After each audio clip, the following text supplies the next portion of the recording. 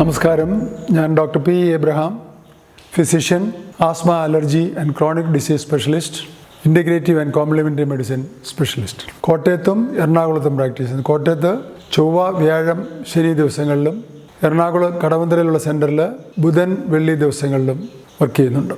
സംഗമം health and healing ചാനലിൻ്റെ ഒരു പുതിയ വീഡിയോയിലേക്ക് സ്വാഗതം.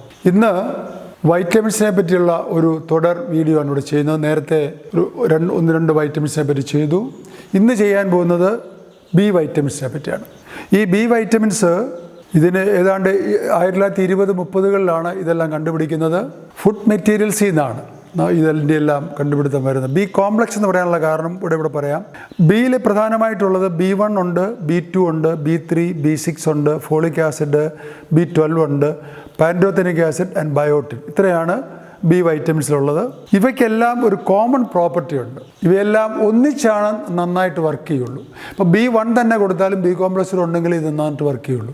B2 കൊടുക്കുമ്പോഴും ബി കോംപ്ലക്സൂടെ മറ്റുള്ള വൈറ്റമിൻസൂടെ വരണം. ഇത് ഒരുമിച്ചാണ് ഇതിൻ്റെ വർക്ക് വരുന്നത്. അതുകൊണ്ടാണ് ഒരുമിച്ച് വർക്ക് ചെയ്യുമ്പോഴാണ് ഇതിന് കൂടുതൽ കിട്ടുന്നത്. ചിലപ്പോൾ ഒരു B1 ഡെഫിഷ്യൻസി ആണെങ്കിലും B1 മറ്റുള്ള ബി കോംപ്ലക്സോട് നമ്മൾ അതിനകത്ത് ആഡ് ചെയ്യണം. അപ്പോഴാണ് അതിന് പൂർണ്ണ ക്ലിനിക്കൽ ഫലം വരാറുള്ളത്. പിന്നെ ഇവയ്ക്കെല്ലാം ഒരു കോമൺ പ്രോപ്പർട്ടി കണ്ട് എന്താണെന്ന് വെച്ചാൽ, പലരും പറയാറുണ്ട് എനിക്ക് ഉന്മേഷമില്ല ഡോക്ടറെ, ഞാൻ ചില വൈറ്റമിൻസ് കൊടുത്തു കഴിയുമ്പോൾ ഒരു ഉന്മേഷം വന്നു എന്ന് പറയും. അതിൻ്റെ എല്ലാം കാരണം എങ്ങനെയാണ് ഈ ബി കോംപ്ലക്സ് പ്രവർത്തിക്കുന്നത് അറിഞ്ഞാലേ അത് മനസ്സിലാവുള്ളൂ. ഇവയ്ക്കെല്ലാം ബി കോംപ്ലക്സിനെല്ലാം കൂടി ഒരു കോമൺ പ്രോപ്പർട്ടി ഉള്ളത്, നമ്മുടെ മെയിൻ ഫുഡ് ഐറ്റംസ് ആയ സ്റ്റാർച്ച് ഉണ്ട്, അല്ലെങ്കിൽ കാർബോഹൈഡ്രേറ്റ് ഉണ്ട്, ഫാറ്റ് ഉണ്ട്, പ്രോട്ടീൻസ് ഉണ്ട്. ഇവയെല്ലാം വിഘടിച്ച് കാർബോഹൈഡ്രേറ്റ് ഗ്ലൂക്കോസായിട്ടും പ്രോട്ടീൻ അമിനോ ആസിഡായിട്ടും മറ്റേത് ഫാറ്റി ആസിഡായിട്ടും വരും. ഇവയെല്ലാം ശരീരത്തിലേക്ക് എനർജിയായിട്ട് കൺവേർട്ട് ചെയ്യണമെങ്കിൽ ചില സപ്ലിമെൻറ്റ്സിൻ്റെ സഹായം വേണം. അപ്പോൾ ഇതിൽ നിന്നുള്ള എനർജി സോഴ്സ് റിലീസ് ചെയ്യുന്നതിൽ ഒരു മുഖ്യ പങ്ക് ഈ വൈറ്റമിൻസ് ബി കോംപ്ലക്സ് വഹിക്കുന്നുണ്ട്. അവയാണ് ഇവിടെ മെയിൻ പ്രോപ്പർട്ടി, എനർജി സോഴ്സാണ്. ഇവിടെ ഇന്ന് സ്പെഷ്യലായിട്ട് പറയാൻ പോകുന്നത് B1. അതിൻ്റെ യഥാർത്ഥ പേര് തയാമിൻ എന്നാണ്. B1 അല്ല തയാമിൻ. തയാമിൻ നമ്മുടെ മലയാളികൾക്ക് സുപരിചിതമായിരിക്കും. ഏറ്റവും കൂടുതൽ തയാമിനുള്ളൊരു വസ്തു നമ്മുടെ അരിയുടെ പുറത്തുള്ള തവിടാണ്. അത് ഫുള്ളി നശിപ്പിച്ച് ഫുൾ വെള്ളച്ചോറായിട്ടാണ് നമ്മൾ മിക്കവരും കഴിക്കുന്നത്. ഒരു പ്രയോജനം കിട്ടാത്ത വിധത്തിൽ ഞങ്ങളൊക്കെ കഴിക്കുന്നത് ജസ്റ്റ് ഉമി മാത്രം കളഞ്ഞ ഫുൾ തവിടുള്ള അരിയാണ് കഴിക്കുന്നത്. എങ്ങനെയാണ് കഴിക്കേണ്ടത്? ഈ തവിടിനകത്താണ് ഈ തയാമിൻ ഇരിക്കുന്നത്. ആ തയാമിന് വേറൊരു പേരുണ്ട്, ബ്രെയിൻ എനർജൈസർ. അത് ന്യൂറോ വൈറ്റമിൻ വരുന്നതാണ്. ന്യൂറോ വൈറ്റമിൻസ് വേറെയും ഉണ്ട്, അത് പിന്നീട് പ്രതിപാദിക്കാം. ബ്രെയിൻ എനർജൈസ് എന്നാണ് ഇതിന് ഒരു അപരനാമത്താൽ അറിയപ്പെടുന്നത്.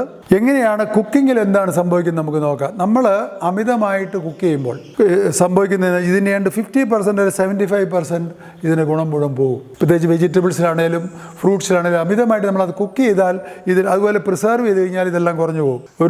വളരെ ഈ വൈറ്റാന്യൂട്രിയൻ വിഷയത്തിൽ വളരെയധികം പരിചയമുള്ള ഒരു സയൻറ്റിസ്റ്റ്, അദ്ദേഹത്തിൻ്റെ ഒരു റൈറ്റിംഗ് ഞാൻ ഒരിക്കൽ വായിക്കുകയുണ്ടായി. അതായത് സ്റ്റോറേജ് ചെയ്ത് വരുന്ന ഫ്രൂട്ട്സിലൊക്കെ ഇതിൻ്റെ എല്ലാ അളവ് തുലവും കുറവായിട്ടാണ് കാണുന്നത്. നമ്മളെല്ലാം പറഞ്ഞാൽ ഫ്രൂട്ട്സ് കഴിച്ചു, അത് കഴിച്ചു, ഇത് കഴിച്ചു, പക്ഷേ ഇതൊന്നും നമുക്ക് കിട്ടുന്നില്ല. അതുകൊണ്ടാണ് നമുക്കിതിനെ വൈറ്റമിൻ സപ്ലിമെൻ്റ് ആയിട്ട് നമുക്ക് ചിലപ്പോൾ എടുക്കേണ്ടി വരുന്നത്. പിന്നെ അതിപ്രധാനമായ വേറെ കാര്യം, മലയാളിക്കുള്ള നമ്മുടെ ഏറ്റവും മോശമായിട്ടുള്ള, പ്രത്യേകിച്ച് അഡൽസിനുള്ള ആണുങ്ങൾക്ക് ആൽക്കഹോൾ, മദ്യപാനം സ്ഥിരമായിട്ടുള്ളവർക്ക്, അമിതമായിട്ട് മദ്യപാനം പ്രത്യേകിച്ച് കഴിക്കുന്നവർക്ക് B1 കുറവ് ശരിക്കും വരും. അതിൽ നിന്നാണ് മിക്കവാറും അവർക്ക് ഹൃദ്രോഗത്തിലേക്ക് പോകുന്നതും. ആൽക്കഹോളിക് കാർഡിയോമയോപ്പതി എന്ന് പറയുന്ന കണ്ടീഷനുണ്ട്. ഹൃദയത്തിൻ്റെ ചേമ്പേഴ്സ് വലുതാകുക, അല്ലെങ്കിൽ ഹൃദയത്തിൻ്റെ മസിലുകൾ വലുതായിട്ട് അത് പ്രവർത്തനരഹിതമാകുക, ഇവയെല്ലാം കാർഡിയോമയോപ്പതി എന്ന് പറയുന്ന രോഗത്തിലേക്ക് പോകും. അതിനും ഈ തയാമിൻ്റെ കുറവ്, പ്രത്യേകിച്ച് മദ്യപാനം കഴിക്കുന്നവരിൽ തയാമിൻ ശരീരത്തിലേക്ക് പ്രവേശിക്കുകയില്ല, നാശം സംഭവിക്കും. അതുകൊണ്ടാണ് മദ്യപാനം കൂടുതലായിട്ടുള്ളവർക്ക് ഇത് കിട്ടുന്നതിൽ ബുദ്ധിമുട്ട് വരുന്നത്. എന്തൊക്കെയാണ് നമുക്ക് ഈ തയാമിൻ്റെ അഥവാ B1 വൈറ്റമിൻസിൻ്റെ മെഡിക്കൽ യൂസസ് എന്ന് നമുക്ക് നോക്കാം. നമ്മൾ പറഞ്ഞു, മെയിൻലി ഇത് ബ്രെയിൻ എനർജൈസർ ആണ്. നമ്മുടെ ഫുഡ് മെറ്റീരിയൽസിനകത്ത് നിന്ന് എനർജി തരുന്നതിൽ ഇത് വലിയൊരു പങ്ക് വഹിക്കുന്നുണ്ട്. നെർവ് കോശങ്ങൾക്ക് ഇത് നല്ല ന്യൂട്രീഷൻ കൊടുക്കുന്ന ഒരു വസ്തുവാണ്. അപ്പോൾ ഇവയുടെ കുറവ് കൊണ്ട് എന്തൊക്കെ നമുക്ക് വരാം, അല്ലെങ്കിൽ ഏതെല്ലാം മെഡിക്കൽ കണ്ടീഷനിൽ ഇത് പ്രയോജനപ്പെടും എന്നുള്ളതാണ് ഇവിടെ ലിസ്റ്റ്. ലേണിംഗ് ഡിസബിലിറ്റി, കുട്ടികളിൽ പലരും മാതാപിതാക്കൾ കംപ്ലയിൻറ്റ് ചെയ്യാറില്ലാണ്, അവന് കോൺസെൻട്രേഷൻ ഇല്ല, അല്ലെങ്കിൽ വായിച്ചാൽ ഓർമ്മ നിൽക്കുന്നില്ല, അല്ലെങ്കിൽ മാത്തമാറ്റിക്സിൽ വീക്കാണ്. അങ്ങനെയുള്ള പലരിലും വിദേശത്ത് നടത്തിയ പല പരീക്ഷണങ്ങൾ ഏതാണ്ട് 25% വരെ അങ്ങനെയുള്ള കുട്ടികളിൽ ഈ B1 ഒരു 50 മുതൽ 100 mg മില്ലിഗ്രാം വരെ കൊടുത്തു കഴിഞ്ഞാൽ കാര്യമായ പ്രയോജനം കണ്ടുവരുന്നതായിട്ട് കണ്ടുപിടിച്ചിട്ടുണ്ട്. അതുപോലെ ഇമോഷണൽ ഡിസ്റ്റർബൻസ്, അത് ഡിപ്രഷനിൽ, ആങ്സൈറ്റി, അതുപോലെ ടെൻഷൻ, സ്ട്രെസ്, വറിയിലെല്ലാം വളരെയധികം ഗുണം വൈറ്റമിൻ B1 സെപ്പറേറ്റ് ആയിട്ട് കൊടുക്കുക. ആ കൂട്ടത്തിൽ മറ്റുള്ള B വൈറ്റമിൻസും കൂടെ കമ്പൈൻ ചെയ്ത് കൊടുത്താൽ, എനിക്ക് ചില കേസുകളുടെ അനുഭവമുണ്ട്, പ്രത്യേകിച്ച് ഡിപ്രഷനിലൊക്കെ ഇത് വളരെയധികം ഗുണം ചെയ്യുന്നതായിട്ട് കണ്ടിട്ടുണ്ട്. അതുപോലെ ഇന്ന് വിദേശ രാജ്യങ്ങളിൽ വളരെ കോമൺ ആണ്, നമ്മുടെ നാട്ടിലും കുറേശ്ശെ ഇത് വന്നു തുടങ്ങിയിട്ടുണ്ട്. ആൽഷൈമേഴ്സ് എന്ന് പറഞ്ഞ രോഗം, മറവി രോഗം. അതൊരു 50-60 പലർക്കും തുടങ്ങുന്നതാണ്. ഞാൻ നേരത്തെ എൻ്റെ ഒരു മുൻ എപ്പിസോഡിൽ ഇന്റർമീഡിയറ്റ് ഫാസ്റ്റിങ്ങിനെ പറ്റി പറഞ്ഞു. അത് ഒരു 5-6 വർഷമായിട്ടുള്ളൂ. അതിന് വൈദ്യശാസ്ത്രത്തിൽ നടത്തിയൊരു പരീക്ഷണ നിരീക്ഷണങ്ങളുടെ ഫലമായിട്ട് വന്ന ഒരു പുതിയ തിയറിയാണ് ഇന്റർമീഡിയറ്റ് ഫാസ്റ്റിംഗ്. അതായത് 6 മണിക്കൂറിനകം നമ്മുടെ ഫുഡ് കഴിച്ചു, 18 മണിക്കൂർ ഫാസ്റ്റിംഗ്. അത് ഈ ആൽഷൈമേഴ്സിന് വളരെ പ്രിവെന്റ് ചെയ്യുന്നതിൽ ഗുണപരമായിട്ടുണ്ട്. ആ വൈറ്റമിൻസ് പറയുകയാണെങ്കിൽ B1 ഇതിന് വലിയൊരു സ്ഥാനമുണ്ട്. B1 അടുത്ത് വരാൻ വന്നതിന് അത് B6ഉം B12, ഈ 3 വൈറ്റമിൻസ് ആണ് ന്യൂറോ വൈറ്റമിൻസ് എന്ന് പറയുന്നത്. നിങ്ങൾക്കെല്ലാം അറിയാം, അതിനുള്ള ചില ടാബ്ലറ്റുകൾ ഇന്ന് മാർക്കറ്റിൽ സുലഭമായിട്ട് കിട്ടുന്നുണ്ട്.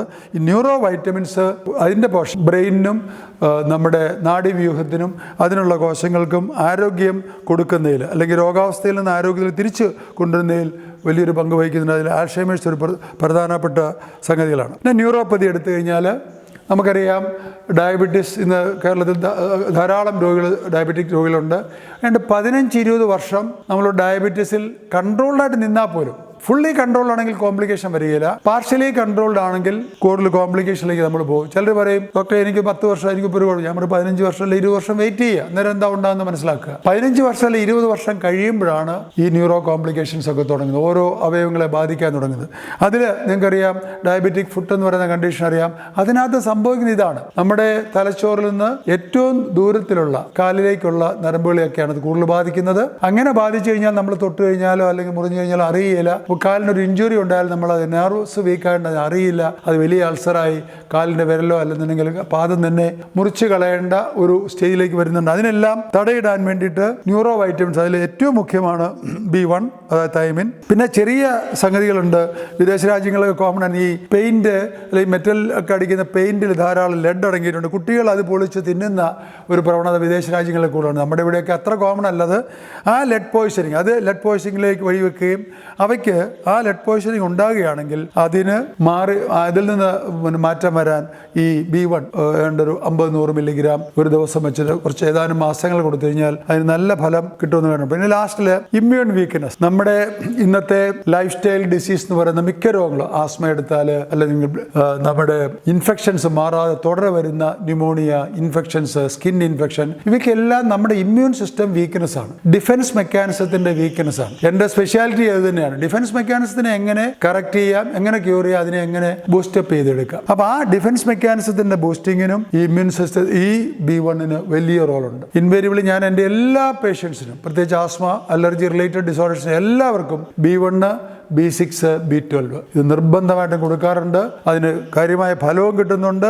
അതുകൊണ്ടാണ് പല പേഷ്യൻസിനോട് പറയാറുണ്ട്, ഡോക്ടറെ നേരത്തെ ഒന്നും ആരും അല്ലെങ്കിൽ മറ്റുള്ള ഡോക്ടേഴ്സ് ആരും ഇത് പറയാറില്ല. നമ്മൾ അതിനെപ്പറ്റി മനസ്സിലാക്കാത്തതുകൊണ്ടായിരിക്കും അവരത് പറയാത്തത്. ഞാനിതിനെപ്പറ്റി ഒരു സ്പെഷ്യൽ സ്റ്റഡി തന്നെ വിദേശത്ത് പോയി നടത്തിയതാണ്. അതുകൊണ്ടാണ് ആധികാരികമായിട്ട് ഞാൻ പറയുന്നത്, ഇത് നമ്മുടെ പ്രതിരോധ ശക്തി വർദ്ധിപ്പിക്കുന്നതിലും വലിയ ഒരു പങ്ക് വഹിക്കുന്നുണ്ട്. അതുകൊണ്ട് B1 വളരെയധികം പ്രധാനപ്പെട്ട ഒരു വൈറ്റമിനാണ്. അതിൻ്റെ കുറവുകൾ നമുക്ക് വലിയ രോഗങ്ങളിലേക്കും ബ്രെയിനിനെ സംബന്ധിച്ചുള്ള രോഗങ്ങൾക്ക് വരെ ഇടയാക്കാറുണ്ട്. അതിനെ തെറാപ്യൂട്ടിക്, അതായത് ഒരു നല്ല ഡോസിൽ കൊടുത്തെങ്കിൽ മാത്രമേ നമ്മൾ കുക്കിങ്ങിൽ കൂടെയും അല്ലെങ്കിൽ നമ്മൾ അരി തിളപ്പിച്ചിട്ട് അരി വെക്കുന്നതിനെ അതിൻ്റെ തവിട് മുഴുവൻ കളഞ്ഞിട്ട് വെച്ചു, ഇങ്ങനെയൊന്നും നമുക്കത് കിട്ടുകയില്ല. അപ്പം അതിനെല്ലാം നമുക്കൊരു പ്രതിവിധിയാണ് ഇതിനെപ്പറ്റി അറിവ് നേടുക. ഇനി ഡെഫിഷ്യൻസി ഉണ്ടെങ്കിൽ ഇതും മെഷർ ചെയ്ത് നമുക്ക് നോക്കാവുന്നതാണ്. ബ്ലഡ് ടെസ്റ്റ് ചെയ്ത് കഴിഞ്ഞാൽ ഇതിൻ്റെ എത്ര നമുക്ക് ഉണ്ടെന്നുള്ളത് കണ്ടുപിടിക്കാൻ പറ്റും. അതിൻ്റെ കുറവുണ്ടെങ്കിൽ അത് പരിഹരിച്ചു കഴിഞ്ഞാൽ ഒരു പൂർണ്ണ ആരോഗ്യത്തിലേക്കുള്ള ഒരു തിരിച്ചുവരവിന് അത് സഹായിക്കും. ഇന്നത്തെ ഈ ടോക്ക്, ഈ B1 പറ്റിയുള്ള ടോക്ക് നിങ്ങൾക്ക് ഇഷ്ടപ്പെട്ടു എന്ന് വിചാരിക്കുന്നു. സംഗമം ഹെൽത്ത് ആൻഡ് ഹീലിംഗ് ചാനലിന് നിങ്ങൾ ഇതുവരെ സബ്സ്ക്രൈബ് ചെയ്തിട്ടില്ലെങ്കിൽ സബ്സ്ക്രൈബ് ചെയ്യുക. അതിനൊരു ഒരു കറുത്ത ബെല്ലും കൂടെ അമർത്തി കഴിഞ്ഞാൽ ഇനി മുന്നോട്ട് വരാൻ പോകുന്ന വീഡിയോസിനെ പറ്റിയുള്ള അറിയിപ്പ് നിങ്ങൾക്ക് നേരത്തെ ലഭിക്കുന്നതാണ്. നിങ്ങളുടെ സുഹൃത്തുക്കൾക്കും മറ്റുള്ളവർക്ക്, ഇതിൽ താല്പര്യമുള്ളവർക്ക്, ആരോഗ്യത്തിലും അല്ലെങ്കിൽ സ്ഥായിയായ ആരോഗ്യം മെയിൻറ്റെയിൻ ചെയ്യാൻ ഫാമിലി ഹെൽത്തിന് താല്പര്യമുള്ളവരിലേക്ക് ഇത് നിങ്ങൾ പറഞ്ഞു കൊടുക്കുക. നന്ദി, നമസ്കാരം.